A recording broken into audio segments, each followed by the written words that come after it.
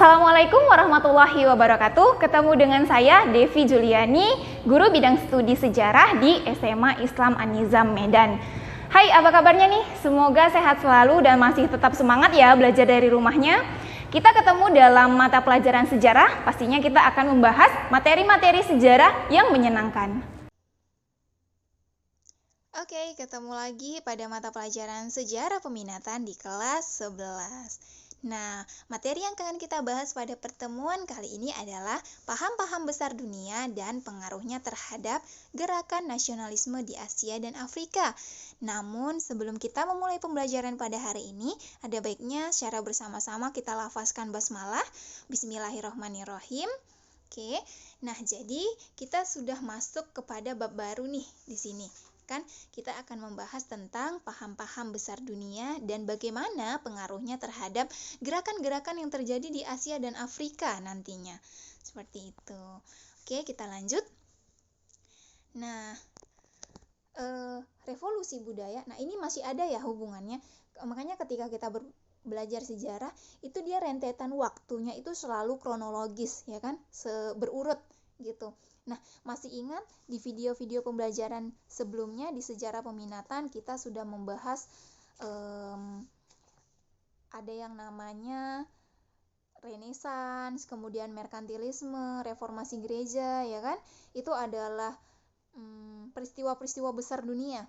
Kemudian revolusi-revolusi besar dunia juga ada revolusi Amerika, Prancis, Rusia. Nah, paham-paham ini juga kita bahas itu ada kaitannya masih dengan yang namanya peristiwa besar tadi dan juga dengan revolusi besar dunia tadi. Nah, dia saling berkesinambungan dan juga berkaitan. Oke, kita kembali ke materi ya. Ternyata revolusi budaya yang berlangsung di Eropa ini pada sekitar abad ke-14 sampai abad ke-17 yang kemudian kita kenal dengan Renaissance. Nah, mungkin masih ingat ya dengan Renaissance itu berkembang dengan pesat. Nah, Renaissance telah mengubah dan membuka pikiran manusia yang selama beberapa waktu terkungkung oleh dominasi para bangsawan dan agamawan dunia. Nah, Renaissance ini kan juga termasuk ke dalam masa pencerahan gitu ya kan, abad pencerahan, tetapi nanti lebih maju lagi pada masa Aufklärung ya kan. Tetapi di masa Renaissance ini ternyata sudah pola pikir masyarakatnya sudah mulai berubah karena mengalami yang namanya masa The Dark Age tadi, di mana kebijakan-kebijakan itu semua bersumber oleh agama dan juga gereja ya kan. Masih ingat ya masa kegelapan yaitu The Dark Age. Nah, kemudian masuk kepada masa Renaissance dan juga Aufklärung nantinya. Oke, kita lanjut. Dunia semakin berkembang menuju perkembangan abad baru yang disebut dengan abad pencerahan atau Aufklärung. Pada masa Aufklärung muncul pemikiran-pemikiran baru dalam kebudayaan modern. Selanjutnya muncul temuan-temuan baru di bidang ilmu pengetahuan yang mendorong lahirnya revolusi industri di Inggris yang kemudian meluas hampir ke seluruh negara Eropa, Amerika, bahkan akhirnya untuk dunia. Nah, jadi sebenarnya apa sih Bu fungsinya kita belajar ini gitu ya kan. Kita kemarin belajar peristiwa-peristiwa penting di dunia, kemudian revolusi-revolusi besar dunia. Nah, sekarang kita masuk kepada paham-paham besar dunia. Apa untungnya sama kita gitu kan? Kayaknya semua cuma hanya teori gitu. Nah, jadi fungsinya ataupun gunanya ataupun tujuan daripada kita mempelajari ini karena nanti akan ada hubungannya kepada Indonesia itu sendiri. Nah, jadi dari masa ataupun dari peristiwa besar ini tadi, ya kan? Masih ingat kalau di pelajaran sejarah Indonesia di kelas 11 itu awal mula masuknya penjajahan Eropa di Indonesia itu salah satunya dilatar belakangi oleh peristiwa besar di dunia tadi. Nah, kemudian para penjelajah tadi menyelusuri Nusantara gitu ya kan hingga sampai itu salah satunya. Nah, kemudian paham-paham ini juga berdampak nanti terhadap semangat ataupun rasa nasionalisme ataupun rasa satu, bisa dikatakan rasa sepenanggungan, rasa sama-sama dijajah, itu yang kemudian disebut dengan rasa nasionalisme tadi. Itulah yang memunculkan gerakan-gerakan baru sebelum Indonesia merdeka hingga akhirnya kita berhasil merdeka. Nah, jadi setiap peristiwa ataupun paham-paham yang ada di dunia itu selalu memberikan pengaruh Salah satunya pengaruhnya terhadap gerakan-gerakan di Asia dan Afrika. Nah, di Asia salah satunya adalah Indonesia masuk gitu ya kan. Oke, kita lanjut kepada materi. Nah, paham-paham besar dunia. Sedikitnya akan ada 5 paham besar dunia yang kita bahas pada materi hari ini. Yang pertama yaitu liberalisme, lalu yang kedua ada sosialisme, ketiga demokrasi, keempat pan-islamisme, dan yang terakhir yaitu nasionalisme. Oke, langsung saja. Yang pertama yaitu paham liberalisme. Nah, tidak asing juga dengan gambar yang ada gitu ya kan. Patung yang tangannya ke atas gitu ya. Nah, kata liberalisme ini berasal dari bahasa Latin liber yang berarti bebas. Liberalisme adalah sebuah ideologi, pandangan filsafat, dan tradisi politik yang didasarkan pada pemahaman bahwa kebebasan dan kesamaan hak adalah nilai politik yang utama. Nah, jadi kunci utama dari paham liberalisme ini adalah kebebasan. Ingat saja, liberalisme adalah kebebasan, yang artinya bebas. Kebebasan yang dimaksud adalah kebebasan individu, di antaranya kebebasan beragama, bebas dari penindasan, dan kesetaraan di hadapan hukum, termasuk memperoleh hak untuk mendapatkan perlindungan pribadi serta hak milik. Kaum liberal menentang setiap tindakan yang menekan kebebasan individu. Setelah revolusi sosial meluas ke seluruh daratan Eropa tahun 1848, paham liberal ini kemudian berkembang pesat. Nah, kemudian kita lanjut. Sebagai sebuah gerakan, paham ini sebenarnya telah dimulai sejak zaman Renaissance. Nah, kita kembali lagi ada hubungannya dengan zaman Renaissance ya kan, yaitu zaman ketika rakyat di negara-negara Eropa berjuang membebaskan diri dari kekuasaan gereja dan agama yang sangat mengungkap kebebasan berpikir. Jadi, pada masa sebelum Renaissance ini tadi ada namanya abad pertengahan, ataupun biasa dikenal dengan the Dark Age, masa kegelapan. Pada masa kegelapan ini masyarakat itu dia terkungkung, ya kan? Semua peraturan-peraturan didominasi oleh gereja dan agama pada masa itu, sehingga tidak ada kebebasan dari setiap individu tadi. Maka mulailah muncul sebuah gerakan-gerakan. Nah, muncullah paham ini, gitu, paham liberalisme tadi, gitu ya kan. Nah, ide tentang kebebasan ini kemudian berkembang menjadi sebuah gerakan yang melandasi berbagai bidang seperti pada bidang politik, ekonomi, dan juga kebudayaan. Kebebasan dalam bidang politik telah melahirkan konsepsi negara demokrasi. Itulah yang kita anut di Indonesia sampai hari ini. Walaupun penerapan daripada sistem demokrasi di setiap negara itu berbeda-beda, tetapi dari sinilah sejarah lahirnya konsepsi negara demokrasi tadi. Nah, gerakan liberalisme yang diilhami oleh pemikiran dari Montesquieu dan juga Jacques Rousseau ini berkembang menjadi gerakan politik dengan meletusnya revolusi di Amerika dan Perancis pada masa itu. Ingat, kita juga sudah membahas revolusi Amerika, revolusi Perancis, ya kan? Paham ini kemudian juga banyak mempengaruhi politik ekonomi yang kemudian melahirkan politik ekonomi liberal, yaitu menekankan bahwa setiap individu memiliki kebebasan untuk mengembangkan kekuatan dan kemampuannya dalam berusaha. Pada bidang agama, liberalisme menekankan kebebasan dalam memeluk agama sesuai keyakinan. Selain itu, liberalisme juga mempengaruhi para sastrawan dan seniman untuk bebas mengekspresikan seluruh pikiran dan kemampuannya dalam mengolah hasil seninya. Karena pada masa sebelum Renaissance itu, pada abad pertengahan itu tadi, para seniman kemudian masyarakat ya secara umum itu dibatasi dalam melakukan tindakan-tindakan. Bahkan dalam mengekspresikan pikiran-pikiran dari para sastrawan dan seniman itu mereka dibatasi. Ketika itu sudah bertolak belakang daripada keputusan ataupun kebijakan gereja, sastrawan tersebut akan mendapatkan hukuman dari pihak pemerintahan pada masa itu. Seperti itulah. Sehingga muncul kemudian paham dari liberalisme ini. Kemudian kita masuk kepada yang kedua yaitu sosialisme. Nah, kalau liberalisme tadi menekankan hak kebebasan individu, sosialisme menekankan hak kebebasan komunitas. Konsekuensinya, sosialisme menghapus hak milik pribadi. Kalau tadi liberalisme kan individu, ya kan? Kalau sosialisme ini lebih kepada komunitas. Nah, Konsekuensinya sosialisme ini menghapus hak milik pribadi atas sarana-sarana produksi seperti tanah, pabrik, alat-alat produksi, dan berbagai macam sumber daya, termasuk tenaga kerja, dan menjadikannya milik bersama masyarakat. Nah, sosialisme. Makanya kalau ini ya, semboyan dari sosialisme itu setara-setara, artinya ingin semua masyarakat itu milik bersama, seperti itu. Nah, Karl Marx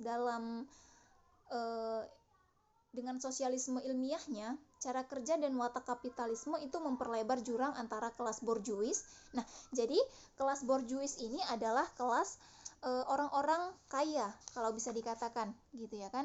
Nah, borjuis ini kaum kaya, kemudian kaum pemilik modal, seperti itu.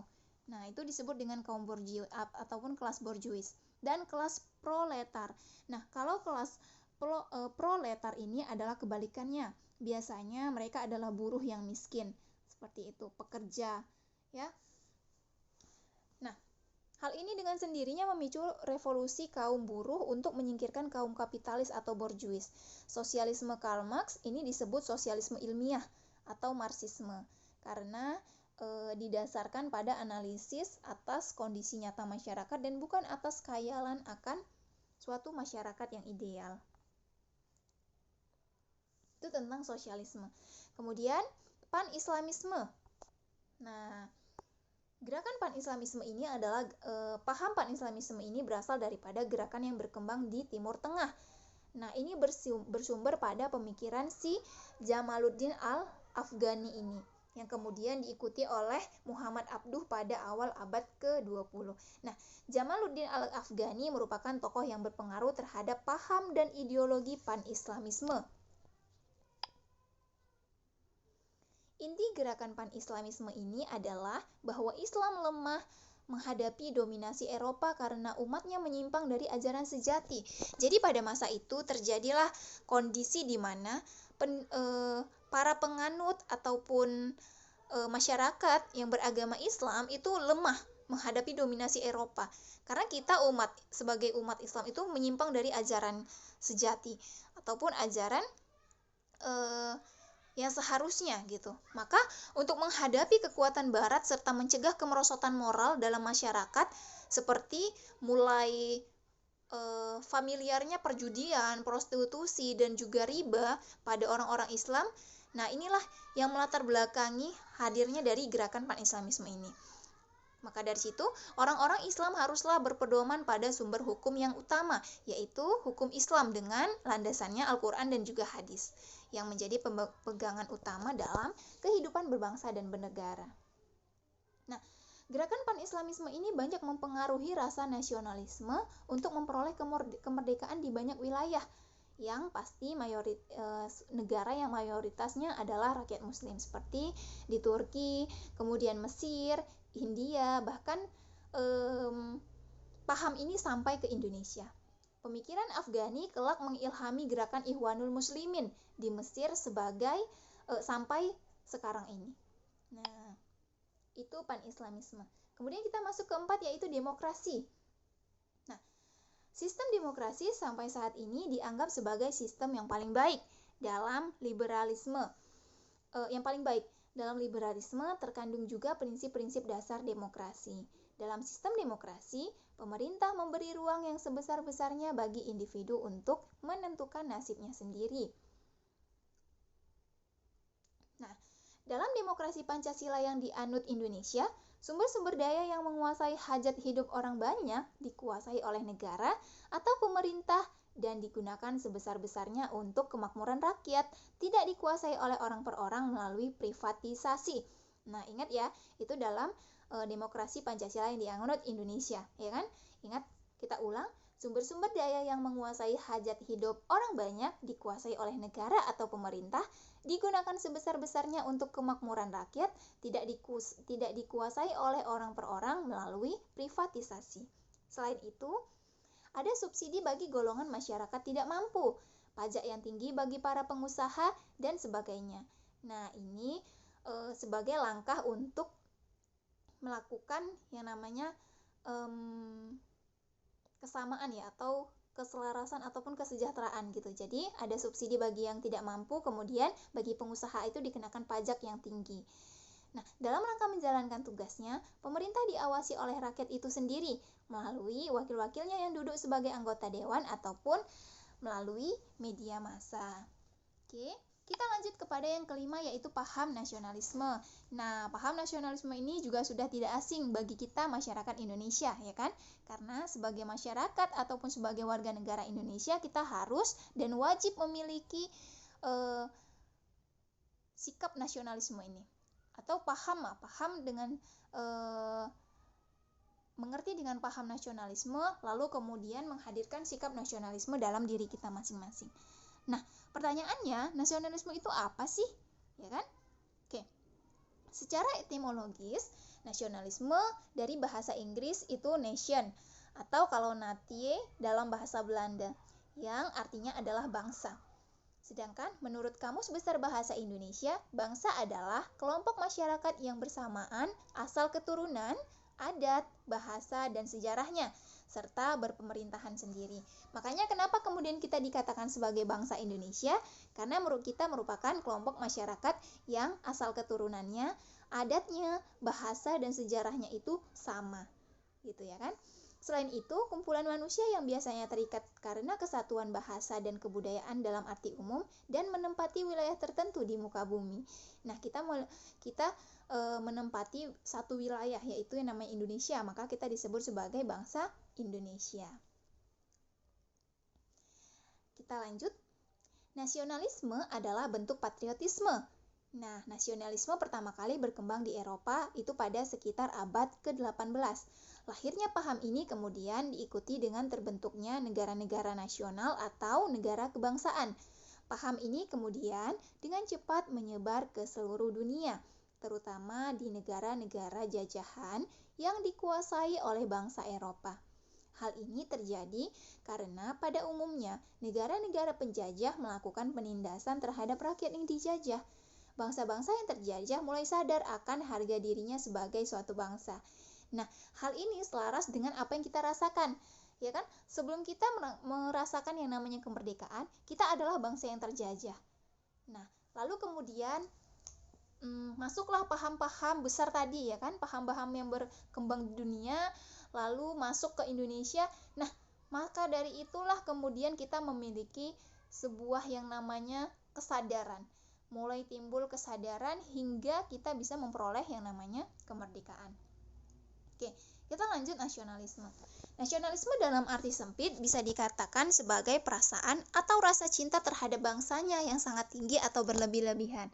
Nah, secara umum kalau nasionalisme dalam arti sempit ini, perasaan tersebut, perasaan cinta ataupun perasaan cinta terhadap bangsanya yang sangat tinggi tadi itu bisa menimbulkan perasaan memandang rendah bangsa lain. Itu kalau diartikan secara sempit. Nah, tetapi nasionalisme dalam arti luas itu dia bersifat positif karena mengandung makna perasaan cinta yang tinggi terhadap bangsa dan negara tanpa memandang rendah bangsa lain. Nasionalisme dalam arti luas tetap menghormati bangsa lain karena merasa sebagai bagian dari bangsa-bangsa yang ada di dunia. Karena kita hidup di dunia, ya kan, satu dunia, hanya kita berbeda-beda bangsa. Selain itu, nasionalisme dalam arti luas mengandung prinsip-prinsip antara lain seperti prinsip kebersamaan, lalu prinsip persatuan dan kesatuan, dan juga prinsip demokrasi atau demokratis. Nah, di mana kalau prinsip kebersamaan ini, itu dia menempatkan kepentingan bangsa dan negara di atas kepentingan pribadi atau golongan. Nah, itu namanya prinsip kebersamaan. Kemudian prinsip persatuan dan kesatuan. Nah, di mana setiap warga negara di sini harus memiliki kesetiaan yang tinggi terhadap negara. Oleh karena itu, setiap warga negara harus mengesampingkan kepentingan pribadi atau golongan yang dapat menimbul perpecahan. Gunanya untuk apa? Untuk menegakkan prinsip persatuan dan kesatuan tadi, gitu. Lalu, kalau prinsip demokrasi atau demokratis ini memandang bahwa setiap warga negara memiliki kedudukan, hak, dan juga kewajiban yang sama. Nah, itu artinya demokrasi ataupun demokratis. Oke, demikianlah materi pembelajaran kita pada hari ini yang telah kita bahas tadi mengenai paham-paham besar dunia. Nah, paham-paham besar dunia itu seperti liberalisme, sosialisme, demokrasi, pan-islamisme, dan nasionalisme. Nah, di judul besarnya tadi pada babnya itu kan paham-paham besar dunia dan gerakan nasionalisme di Asia Afrika. Tetapi untuk video pembelajaran kali ini kita hanya fokus kepada kita kenalan dulu nih paham-paham liberalisme, sosialisme hingga nasionalisme tadi itu apa sih gitu ya kan? Lalu apa-apa saja perbedaannya? Sehingga nantinya kita bisa sambungkan bagaimana perkembangan dari paham-paham tersebut dan bagaimana pengaruhnya terhadap gerakan di Asia Afrika ini. Oke, semoga paham dan mengerti dari materi yang saya sampaikan pada video pembelajaran kali ini dan pastinya semoga bermanfaat. Kita akhiri pembelajaran pada hari ini dengan lafaz hamdalah, alhamdulillahirabbil alamin. Sampai ketemu pada video-video pembelajaran selanjutnya. Wassalamualaikum warahmatullahi wabarakatuh. Demikian pembelajaran kita kali ini. Sampai ketemu di video-video pembelajaran selanjutnya ya. Jangan lupa like, komen, dan share video ini. SMA Islam An-Nizam Medan, unggul, cerdas, islami. Wassalamualaikum.